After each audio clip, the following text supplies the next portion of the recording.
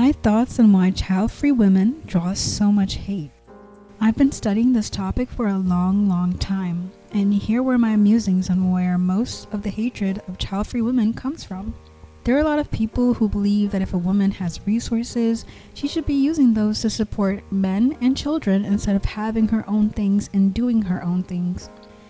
I, quote unquote, shouldn't be doing or having things just for me. I, quote unquote, should be using my, quote unquote, good luck to build up men and children because that's my, quote unquote, job as a woman. There are a lot of people who think women should be tied to or under the control of men at all times.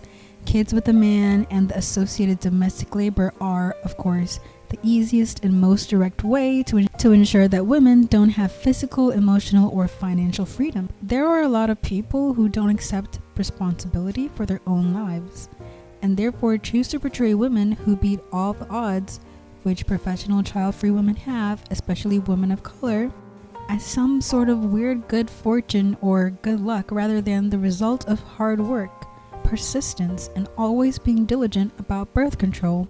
There are a lot of people who regard women as only resources to use and use up, financially, sexually, emotionally, and for caregiving. Women who say no to all of the above are the most feared humans on planet Earth. As a single, independent, and child-free woman, there are a lot of things I quote-unquote should be doing. I simply choose not to do them. It's a whole other layer when you're single. Can we discuss this? I don't understand why people are uncomfortable with single women. Because the stereotype that women always want partners and a marriage and kids is still very strong. Happy single women disprove that, and it makes people massively uncomfortable because those women aren't conforming to their narrow worldview. Pretty much, I've always felt like some deep inner shame for being single most of my life, but it's mostly because I don't want to spend my time chasing after men. If a relationship happens, it happens. If not, I'm chillin'. So my answer is pretty much a combo of these two answers. I don't want to rely on validation from others. I tried that and it's exhausting. It takes work to attract someone. And I never envisioned myself having kids. I don't know if it's nurture or nature either, but many people feel that the purpose of life is to reproduce and have kids. Both religious and medical groups tend to believe this. So people feel that your life must not be fulfilling if you're not living up to your biological potential. Regarding many people feel that the purpose of life is to reproduce and have kids. Well, technically, we're all just serving the purpose of our genes. So if one thinks a biological process is the driving force of their life, have at it. As a social species, we've chosen the quote-unquote it takes a village path to raising our youngsters. But too many children puts too great a burden on the adults in a community and no one thrives. At most 8 billion humans, we're pushing limits. We have plenty of quote-unquote heirs and there's way too many quote-unquote spares, as it were. I've also noticed single women sometimes perceived as quote-unquote dangerous, because they could try to steal their husbands or boyfriends since quote-unquote all a woman can want in her life is a partner. But of course, this could be something that only exists in my culture, Turkish. I'm really wondering if there's a similar thing in different cultures. It goes beyond discomfort. People who go against society's most cherished and most ingrained norms are deeply threatening on a fundamental level to anyone who has blindly followed the script without really questioning these norms for themselves. Many of them don't have the intelligence, humility, or patience to hear out a viewpoint that is fundamentally at odds with their whole worldview. It's as if there's a self-protective wall in their minds that deflects all possibilities of an alternative way of being and thinking, because even to consider for a moment that there could have been a different, better, other way to live, that's too threatening to their entire existence. So they shut it down and comfort themselves that the single or child-free quote-unquote other has something deeply intrinsically wrong with them. There must be something deeply contrarian about a person who doesn't happily ingest every spoon-fed morsel of societal conditioning. It makes them happy, and most of the people who've ever lived, there must be something deeply contrarian about a person who doesn't happily ingest every spoon-fed morsel of societal conditioning. It makes them happy, and most of the people who've ever lived have been oh so happy with it. So we must not want to be happy. There's no way we could actually be happy. We're just faking to prove some kind of point. We're just hiding our emptiness behind all our selfish autonomy and misplaced fake, quote-unquote, so-called fulfillment. This was sarcasm, if it wasn't obvious. Edit, of course this is exactly what they're doing and projecting all of it onto us. They're not fulfilled and they're not 100% certain that they made the right choice. Some may even worry that they never really even made their own choices, but they don't have the strength, honesty, or integrity to admit that to themselves. So they project instead and place the blame on the threatening quote-unquote other who they prefer to imagine as the source of their ennui.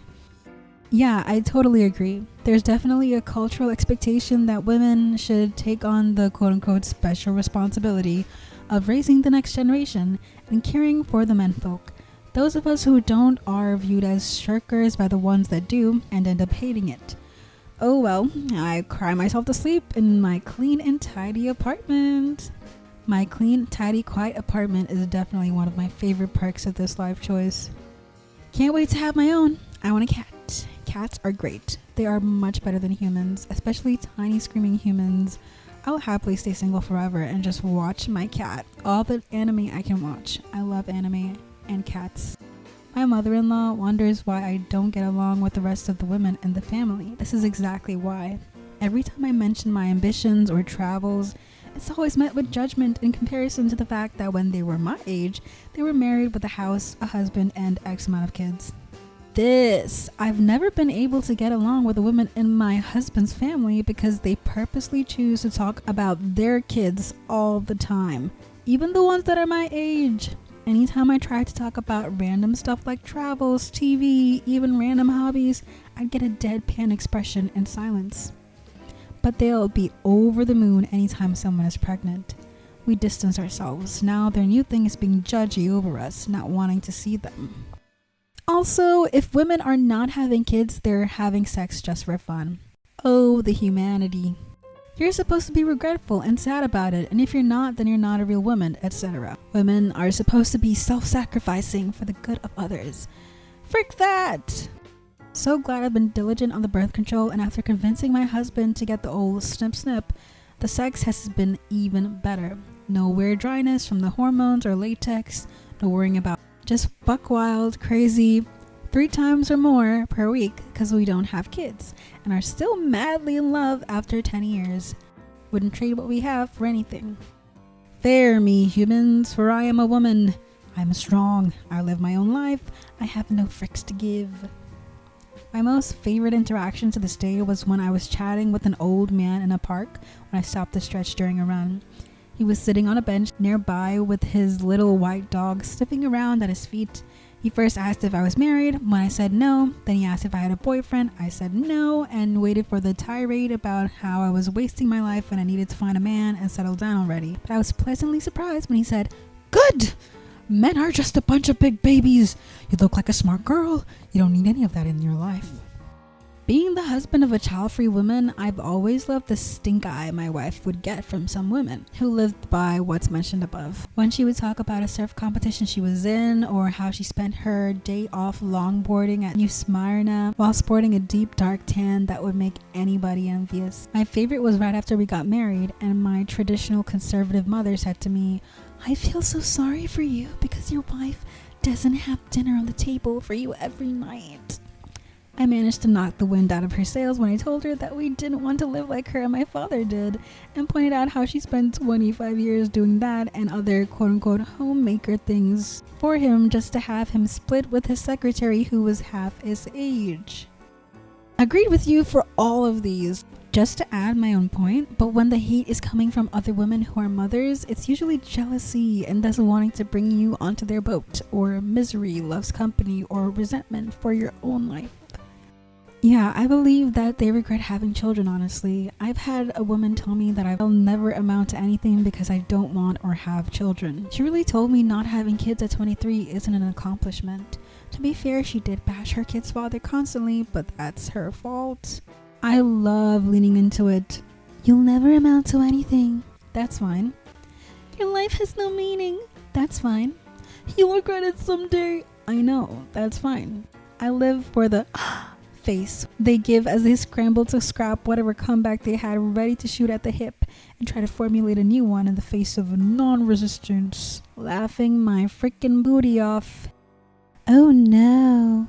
Anyway, I'm not even a woman, and reading stuff like this disgusts me. I like being a solo potato, and I can't imagine everyone constantly saying things like that to me. I really just wouldn't interact with anyone.